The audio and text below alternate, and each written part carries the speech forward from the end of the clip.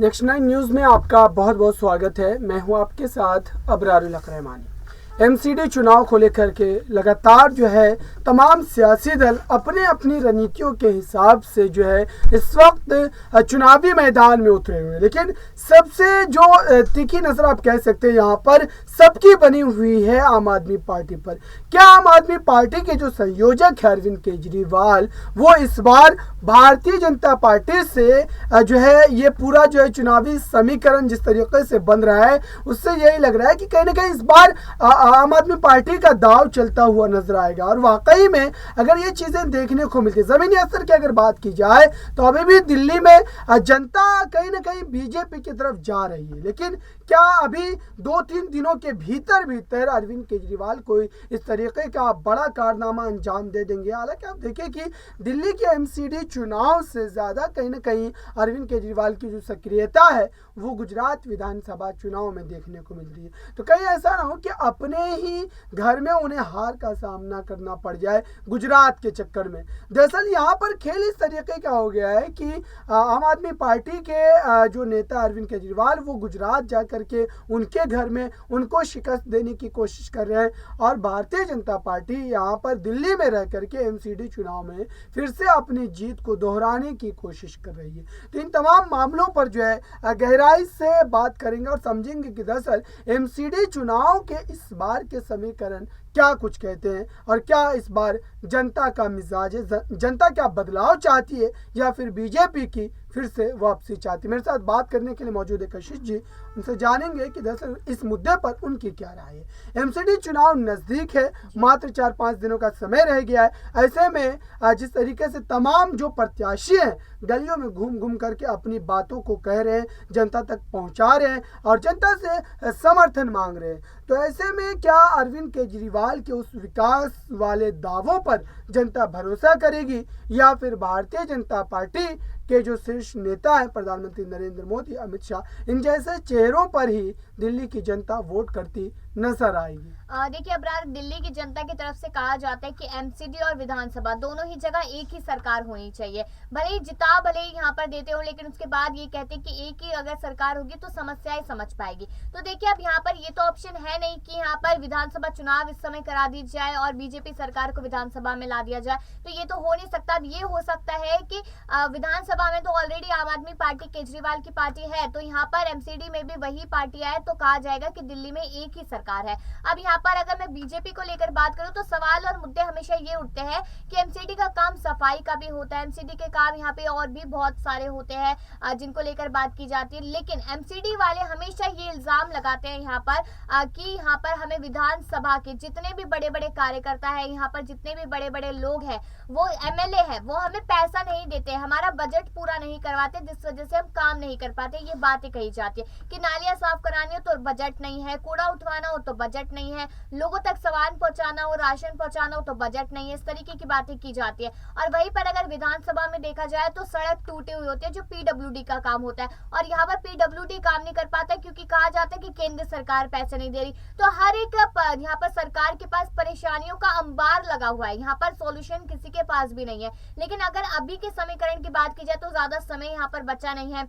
अरविंद केजरीवाल खुद ये कहते नजर आए कि तारीख जो आसपास रखी गई है वो जानबूझ के रखी है केंद्र सरकार ने, सोची समझी साजिश, यानी कि यहाँ पर केंद्र सरकार पर भी इल्जाम लगाया, चुनाव आयोग पर भी इल्जाम लगाया गया कि यहाँ पर अरविंद केजरीवाल कोई भी जगह जीत ना पाए, इसलिए ये सब किया जा रहा है। लेकिन अरविंद केजरीवाल ने कहा कि मैं सही हूँ और मैं जनता के लिए काम करता हूँ, मैं जनता सेवक हूँ, तो यहाँ पर मेरी दोनों जगह ही जीत होनी आसान है। तो अभी केजरीवाल यहाँ पर पूरी तरीके से कॉन्फिडेंस में बैठे हैं कि एमसीडी में भी अब की बार अरविंद केजरीवाल की सरकार और गुजरात में भी। लेकिन जो समीकरण बनता नजर आ रहा है, सी वोटर्स काफी ज्यादा मायने यहाँ पर रखते हैं, तो दोनों ही जगह पे अगर देखा जाए एक हिसाब से तो बीजेपी अभी आगे चलती नजर आ रही है। लेकिन अभी है कुछ दिन चुनावों में, तो तब तक और देखना होगा कि सी वोटर्स का जो सर्वे वो बदलता हुआ नजर आता है या फिर नहीं। बिल्कुल, कहीं न कहीं सर्वे को लेकर के लगातार बातें तो की जा रही, लेकिन अरविंद केजरीवाल गुजरात में तो ध्यान दे रहे हैं, लेकिन एमसीडी चुनाव पर उनका बिल्कुल भी ध्यान नहीं है। तो ऐसे में क्या उनको ये बात पता चल चुकी है कि दरअसल भारतीय जनता पार्टी मजबूत स्थिति में, क्योंकि आप देखिए कि इस वक्त चुनाव के मद्देनज़र अभी अगर इस पूरे मामले को समझे तो अभी भी जो है पार्टी आम आदमी पार्टी के जो तमाम कार्यकर्ता हैं उस तरीके से सक्रिय जो है नज़र नहीं आ रहे हैं। दरअसल केजरीवाल की रणनीति यही है कि गुजरात में उनको कुछ सीटें मिले और हो सकता है कि वहां पर वो 4-5 सीटें जीतने में कामयाब भी हो जाए। हालांकि उनके जो दावे हैं वो बहुत ही ज़्यादा बढ़ चढ़ करके और कहा भी ये भी जा रहा है उनके द्वारा, उनके जो सीएम के प्रत्याशी उन्होंने यहाँ तक कहा कि वहाँ पर पूर्ण बहुमत की सरकार जो है वो आम आदमी पार्टी की आ रही। हालांकि तमाम राजनीतिक बयानबाजी इन बयानों में कितना दम है वो चुनावी नतीजे ही दर्शाएंगे, लेकिन फिलहाल केजरीवाल की इस मेहनत का कुछ ना कुछ वहाँ पर भारतीय जनता पार्टी को नुकसान ज़रूर झेलना पड़ सकता है। तो ऐसे में ये कहा जा रहा है कि दरअसल जिस तरीके से उप मुख्यमंत्री मनीष सिसोदिया को लेकर के तमाम चीज़ें देखने को मिली, उन पर भ्रष्टाचार के आरोप लगे, उनके घर पर सीबीआई ईडी की छापेमारी की गई, इन तमाम चीज़ों को लेकर के जिस तरीके से अरविंद केजरीवाल ने आरोप लगाए बीजेपी पर और ये कहा कि उनकी तरफ से राजनीतिक द्वेष के कारण इस तरीके से जो है कहीं ना कहीं उनकी छवि को धूमिल करने की कोशिश की जा रही है, उन्हें बदनाम किया जा रहा है सियासी गलियारों में। तो ऐसे में क्या उनके दावों में हकीकी मानों में दम है या फिर वाकई में मनीष सिसोदिया इस तरीके के कामों में लिप्त नजर आते? हालांकि अभी इस मुद्दे पर बिल्कुल विराम सा लग गया है, अभी कहीं भी ये खबरें देखने को मिल रही। तो क्या ऐसे में ये माना जाए कि ये खबरें इसलिए चलाई जा रही थी या इस तरीके के छापेमारी इसलिए करवाए जा रहे थे कि कहीं ना कहीं अरविंद केजरीवाल की उस छवि को नुकसान पहुंचाया जाए या फिर इसका कोई सियासी फायदा उठाया जाए?